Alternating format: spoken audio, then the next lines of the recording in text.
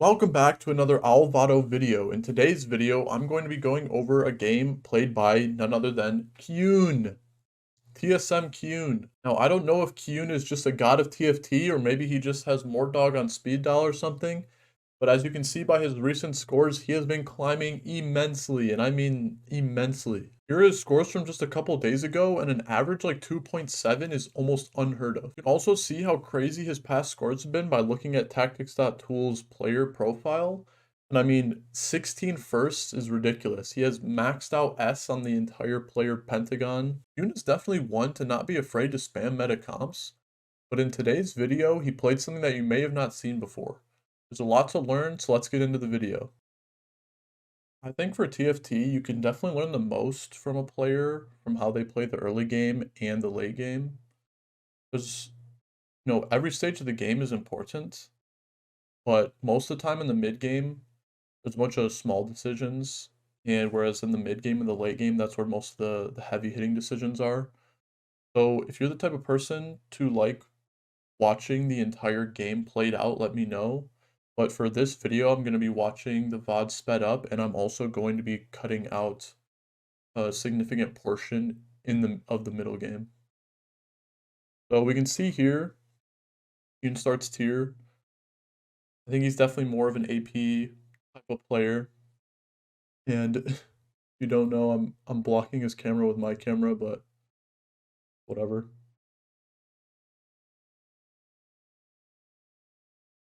So yeah, so early game, there's so many different decisions that you can make as a player. He could have easily put the Kaisa in here instead of the Jax, and then he could sell the Jax and buy out the entire shop. He can do vice versa. You can hold on both of the 3 costs because you want to play around the 3 costs. You have to make a lot of quick time decisions depending on, you know, when when you see your items, sometimes that influences what you buy in the shop. But as you can see there, he sold the Kaisa, bought out the shop, opened up his options, and there's still no clear direction. He's just kind of piecing together what he wants to do.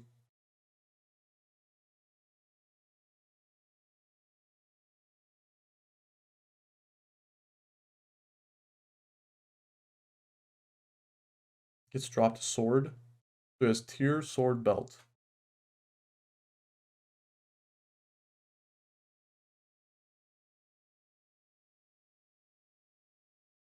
So at this stage of the game, you can see he has, hero augment as the first augment. 3 cost, 2 cost, 2 cost. And his 3 cost happens to be power grid. He scouts around a couple people, and yeah, you can kind of see how there's a lot of the 2 cost hero augments that are good for support, like boxing lessons or endless pizza. And a lot of the 3 cost augments normally are, played alongside, like, are played with a carry. Like, if you get a Jax hero augment, even though an evasion's supposed to be a support augment, a lot of people just play that if they're carrying Jax. Or most of the time, if you get a 3 cost augment, it's like never worth it to drop it in the late game. So you will almost always have the 3 cost hero augment throughout the entire game. So you are basically forced to play around it. So if you haven't figured out by now, he did choose the power grid Sona, and that's the carry augment that gives her an extra beam and more AP. And so basically, he's just going to be hard forcing Power Grid Sona. But I don't know about you. I knew that this augment was really strong in the stats. It's pretty good in the stats. But I have yet to get a spot where I've been able to play this. So even though this augment is known to be really strong, it might be hard to know exactly how to play around it just because of the lack of experience. Because you really don't get it offered all that all that much. And even if you do get it offered, it's only good to play from a specific spot. But he started tier, right? So he already has half of, the items that he wants. Okay, so we have the entire early game figured out. Let's go to the next stage. Okay, here we are. The final stage of stage 2. You got Chanoff of Carousel made Sunfire. And then he actually won a round right after. He was planning on 5 lossing, but he won a round. And so I wanted to highlight this point in time of the game because this is a really important moment. You know, he's fighting against 4 bruisers right here. 4 bruisers are really strong, or 4 brawlers, my bad. I always get those mixed up. They keep on just changing the name every set, but they're like the exact same trait.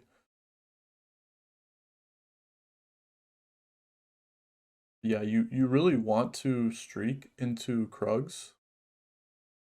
So he was hoping to 5 loss, but as soon as he won that round, you know, he's trying to win streak. And you can see just barely, you know, he just barely wins with the Vi.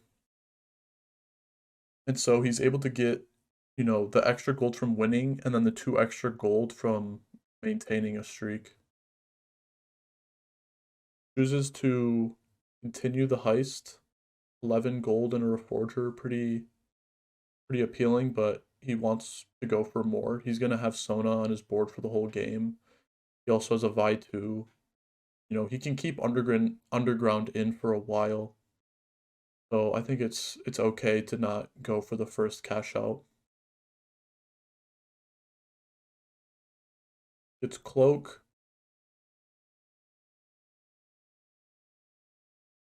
It's rod.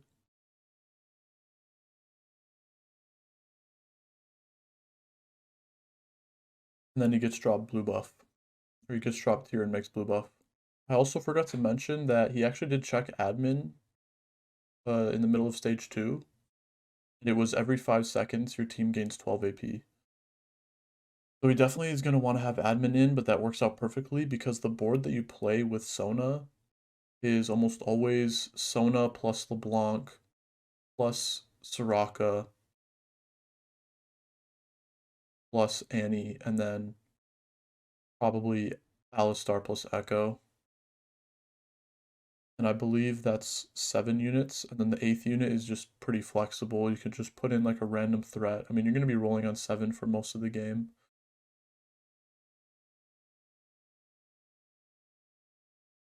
So again, the rest of the stage is kind of a cutscene. There's not a whole lot of crazy decisions being made here. So after this next augment, I'm going to skip until the next important decisions being made, and then we'll finish the game out.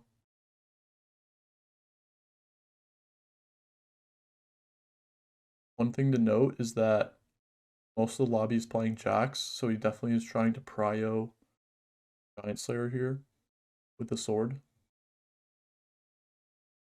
So the next augment comes up, Trade Sector, Brawler Crest, and Stand United. And he basically just insta-picks Trade Sector because he knows that he's going to be going for Sona 3. He wants the extra rolls. Sona 3, LeBlanc 3, Annie 3, if you can get it. Okay, and here we are at 4-1. On Wolves, he got dropped a tier and a belt. And he hit a Lee Sin 2, so he put that in over, I think, Blitzcrank. And he found a Soraka. But other than that, you know, not much happened. So he has the admin in. Again, it's every 5 seconds. Your team gains 12 AP, so he's going to want to keep that in the whole game. He takes some pretty hard losses. He still has Sona 2. He's now level 7.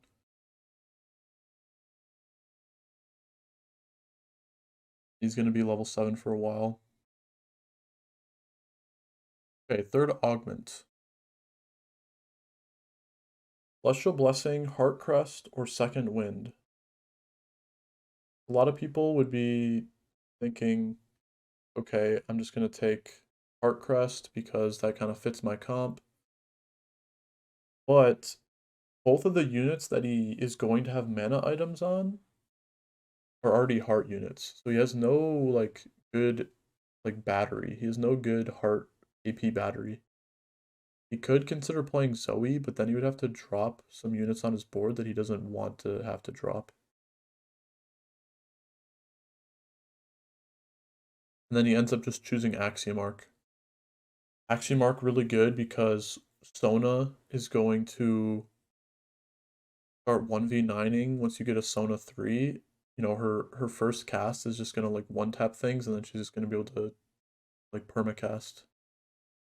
He actually put in a Zoe because it was his strongest board at the time, and then it forced put in the hacker him, and then he sent his Sona into the back line. He probably would have lost either way, but maybe he would have like killed this Blitzcrank if the Sona wasn't just dove into the enemy team.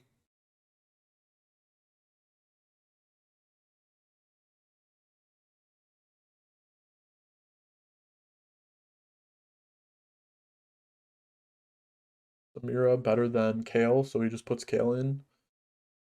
You might see him holding on to a bunch of random 3 costs, and you might be thinking, why is he doing that? It's just to help him increase the odds of finding other 3 costs. He doesn't actually want to play them. But also, you know, some units he might consider playing if he does 2-star them. He does have this Zoe on his board that is only giving him, or it's only giving him Hacker, and Hacker isn't important because the 2 hackers that he has on his board aren't really dealing that much damage, so they're not benefiting from the Omnivamp that much. So he definitely has an open slot in Zoe. So that's like another reason for why he might be holding on to some extra units, but for the most part, it's just to increase the odds of hitting him, of hitting the better 3 costs. So you can see he gets kind of low here. So he's going to need to like pretty soon or else he might be in danger. He really needs more items for this Sona, but he just can't get his hand on that GS. He just can't get a bow. His items are pretty awkward. He doesn't want to commit making an item to LeBlanc or Soraka because he really wants to prioritize 3 items on Sona, but he might have to.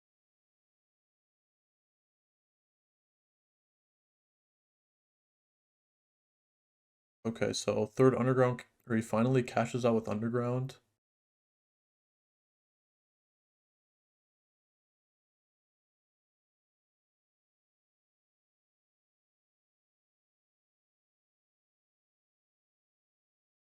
Now he's looking to win out.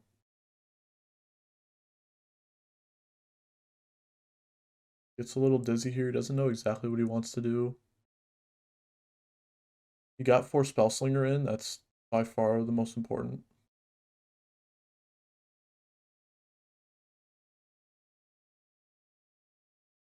And then he chooses to put all of the tank items on Echo. I guess Sunfire is not necessarily a tank item, but you know, 2 tank items plus Sunfire, so he wants the Echo to stay alive the longest, and then he's put the Spark on Annie because Annie benefits from Spark a little bit more than Echo does. You know, he can't put four items on 1 unit.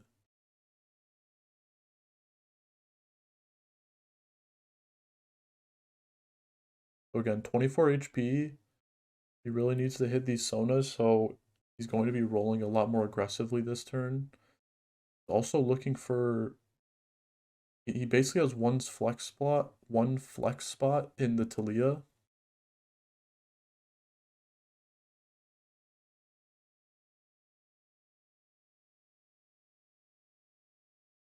You can see here he actually makes the decision to sell the Talia because he had the Shojin on the Talia.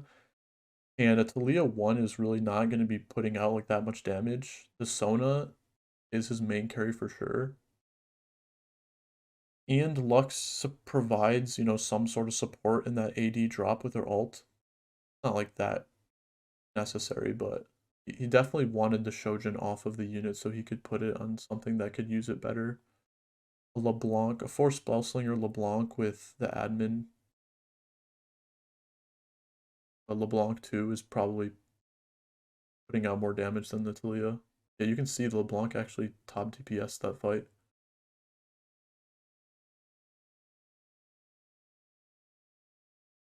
So he gets this Soraka 2 and chooses to make it. He's going to have that glove stuck on the Soraka.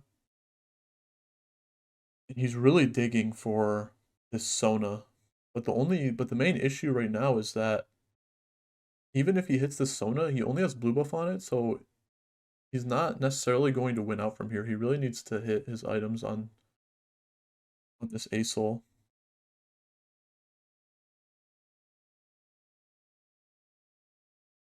Sword, tier, belt, cloak, and then anvil. And in the anvil, he's looking for rods, he's looking for bows. He gets 2 more tank items and another tier. I'm gonna pause the video here and I'm gonna see if you can figure out what items he goes for. So again, he really wants 3 items Sona, but realistically, what item are you actually putting on Sona? Pause the video and see if you can figure out exactly what he makes. Okay, so he does have Soraka 2, right? He doesn't have Sona 3 yet. He wants to try and get the most value out of all of his items. There's so many different combinations that you can make there, but heart is a really strong trait in the fact that the more that you're casting, the more AP you get. So he actually is able to empower his Sona by giving his Soraka a blue buff because now his entire team is gonna just get more AP. And now instead of just choosing to go all in on Sona, he has his entire backline of AP casters is all outputting damage. You can see the DPS is split among a lot of these units in the back outside of Talia, because Talia, it's Talia 1 with no items. And then he chooses to make the IE because he just really wants the crit that badly. And the glove was stuck on the Soraka, so he probably would have put the IE on Sona because he just really needs Sona's ability to crit. But he was kind of just forced to put it on the Soraka. He's not going to sell a Soraka too. So now he finally hits the Sona, but yeah, it's still just a blue buff Sona. It's not going to be popping off that crazy, so he's kind of not looking too good for him. In order for him to stabilize, I would say he probably needs to upgrade his entire board. He needs this Talia 2 and this Soraka, I mean, and the LeBlanc 3 in order to be kind of comfortable. But he's praying for this next carousel to have a really strong item that he can put on Sona. He still needs to live 2 fights though in order to get there. And these Jax players are ruthless. They are merciless. They do not care.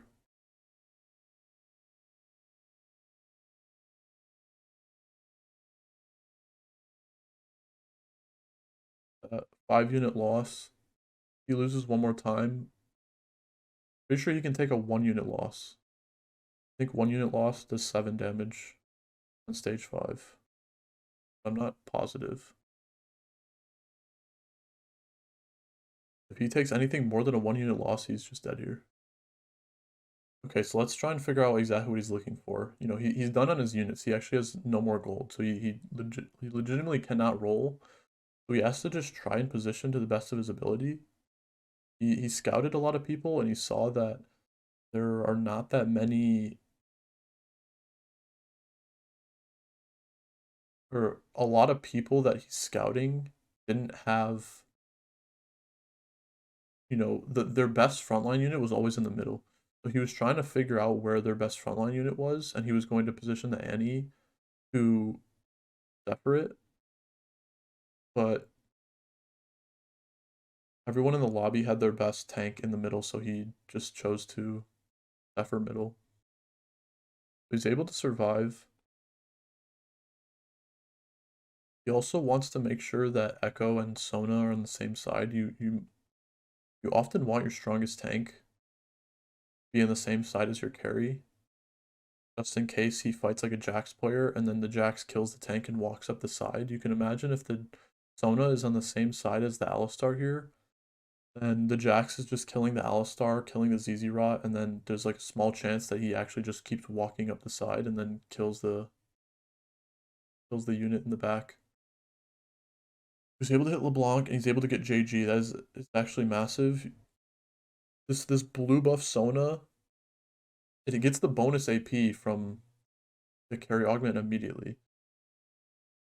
So its first cast actually does, some pretty hefty damage. You want to watch the Sona and see the beams. I believe the first one she shoots is the triple beam. But you can see how no matter where his Sona is going, it's always being mirrored by the Echo. Yeah, so the first cast, triple beam, it almost one-taps the Kaisa, it almost one-taps the Nasus. You can see how much more damage it's doing now that it can crit 1k, getting up to 15k, and the fight lasted not very long. You might have been looking at his spot and thinking, okay, well, this is not looking like a top 4, but he hits Sona 3, he hits LeBlanc 3, he gets 2 items on the power grid Sona, and all of a sudden his comp is looking pretty broken, even though, it's basically just all backline.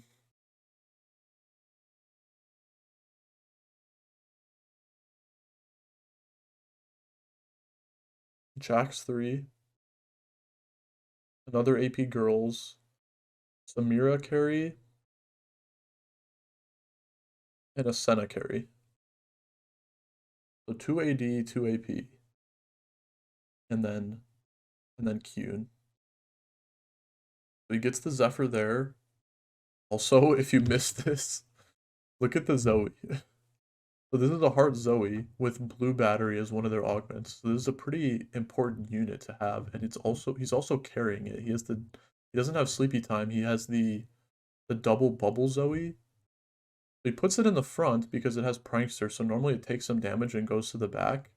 And that's generally pretty good because then when you take damage, you gain mana, right? So the Zoe taking damage, casting as fast as possible, and then like getting safety after moving to the back line is kind of what's going through this guy's mind. That's why he has the Zoe in the front. But look at what this Sona does. This Sona instacasts, oop, and it just gets one tapped. So his entire unit that is holding his carry augment, it's one tapped because I'm pretty sure it was also because the Sona and the Soraka both casted on it.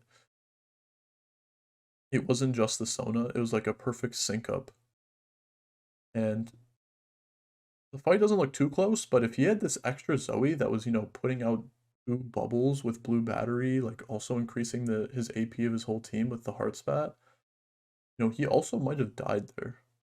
There's like a small chance that he could have lost that fight.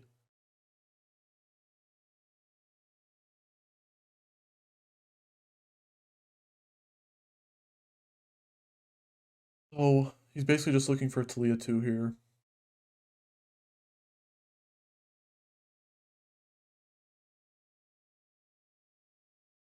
Gonna get an anvil from the Zac. And he's just praying that at least something that Sona can use.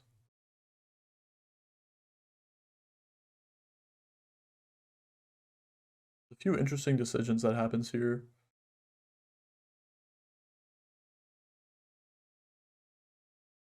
So Boomy pops it, and he basically, I mean, you could go Hodge, but Rabadon's is for sure always better. One of the Sona beams actually heals, and so Sona basically has built-in healing already. As long as it's the only target left. But yeah, so in this shop, he had Talia too, but he wouldn't have enough money to level up. And he wanted just 1 the extra unit, 2 the extra heart, so he gets heart with Yumi, and then 3 the extra Star Guardian. I say Star Guardian last because the extra unit and the extra heart probably matter more than the Star Guardian. Star Guardian doesn't really do a whole lot here. But yeah, I mean, he's fighting a Riven 3, Jax 3, so, thanks for watching the video, but all he was able to do was get a third place. This Jax player is just, like, unstoppable. Gonna watch the end of the fight, and then I'll see you guys in the next video.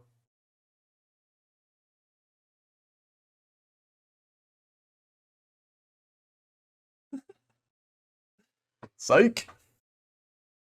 This Sona is unstoppable. 26k. This Sona is just taking this Leona ult and just giving her mana. Just permacasts, wipes the whole board. That is the power of Power Grid. Power Grid is not balanced. Get a Sona 3, you get 3 items on that unit. Make sure one of them's blue buff. And it is almost always a first. I mean, come on, like you literally had a fully itemized Leona 2 casting on the Sona, and the Sona is just tanking it like a beast. This is by far one of the most fun comps to play, probably because the extra beams just, they do so much damage. It's pretty satisfying to see this Sona just one tap all these units with Axiom Arc as well.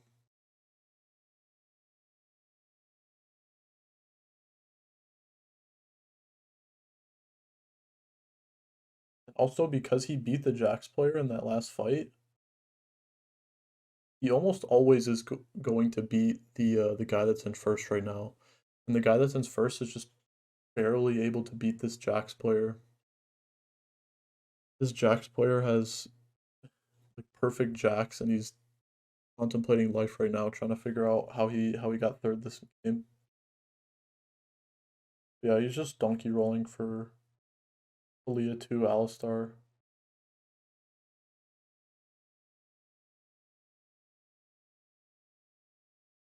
But there is just no stopping kiyoon. Let's try and figure out exactly how he wants to position. You can see how he's kind of clumping his front line almost.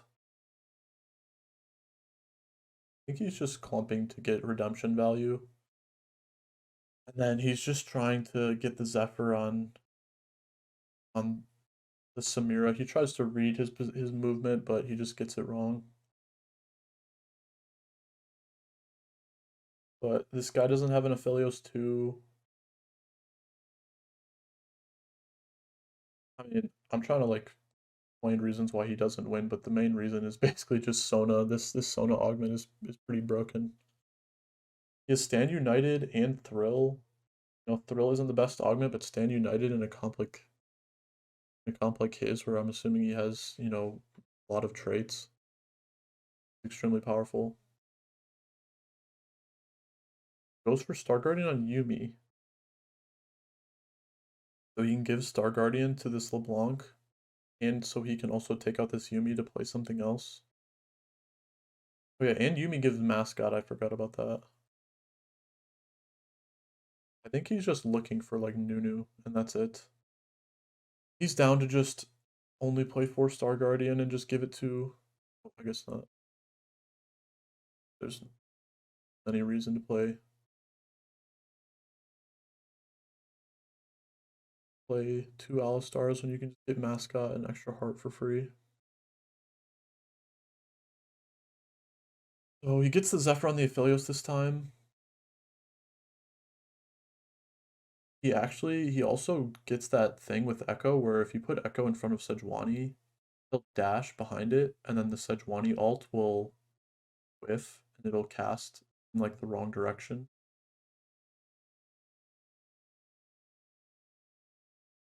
I don't know if he did that on purpose, but he might have. But yeah, I wonder if I got any of you guys with that bait. But either way, thanks for watching the video. Yoon is a beast. We already knew that, but he took last season off, and now he's back to climbing. And in this one stream, he went from, or in within like a couple days, he went from 680 LP to more than 1k LP. He is kind of unstoppable right now. Let me know what you guys thought of the video. Let me know if you guys like the format where I cut out parts in the middle. I know the middle game is, there's some important decisions that happen, but I don't want to waste your guys' time. I want to make sure I give you the best content. And watching an entire TFT game is too much to ask sometimes. Yeah, I'll see you guys in the next video.